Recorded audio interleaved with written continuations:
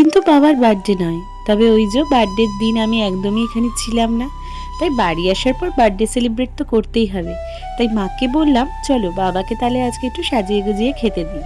রান্না আমি একটাও করিনি, রান্না কিন্তু আমার মানে মাই করেছিল। আমি বলতে যাচ্ছিলাম বাবা করেছিল, না গো, বাবা কিচ্ছু পারে না, বাবা রান্নার অটাও জানে না। তবে মা এত সুন্দর রান্না করে, তাই মায়ের হাতের রান্না মিস করব না।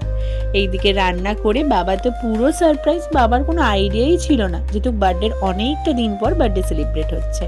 আর এখানে দেখো আমি একটা কেক অর্ডার করেছিলাম, তবে জানো তো আমি বুঝতে পারিনি এটা পুরোটাই আইসক্রিম কেক। কেকটা আমার একদম ভালো লাগেনি, তবে কেকটা জানো তো খুব নষ্টও হয়েছে, কোনো টেস্টও ছিল না। কিন্তু এই কেকটাই আমার নাকি ভাইরাল, মানে ব্লিঙ্কিটে খুব ভাইরাল কেক এটা। তবে আমার একটু ভালো লাগেনি, হয়তো যারা আইসক্রিম লাভার তাদের ভালো লেগেছে, কিন্তু আমি আইসক্রিম খেতে একদম ভালোবাসি না।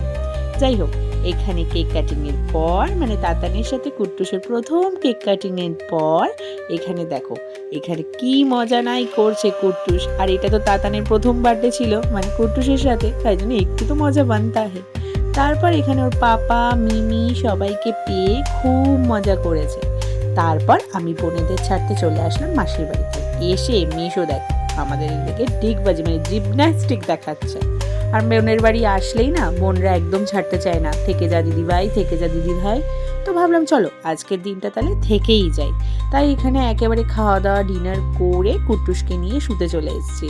আর নাইট ড্রেসও পরিয়ে দিয়েছি কুট্টুসকে। কি ভাল লাগছে বলো নাইট ড্রেসটা পরে, ওকে না খুব কিউট লাগছে। আমি মা হয়ে নিজেরই লজর। আর আমরা ওখানে খাচ্ছিলাম, বোন এখানে ভিডিও বানাচ্ছিল।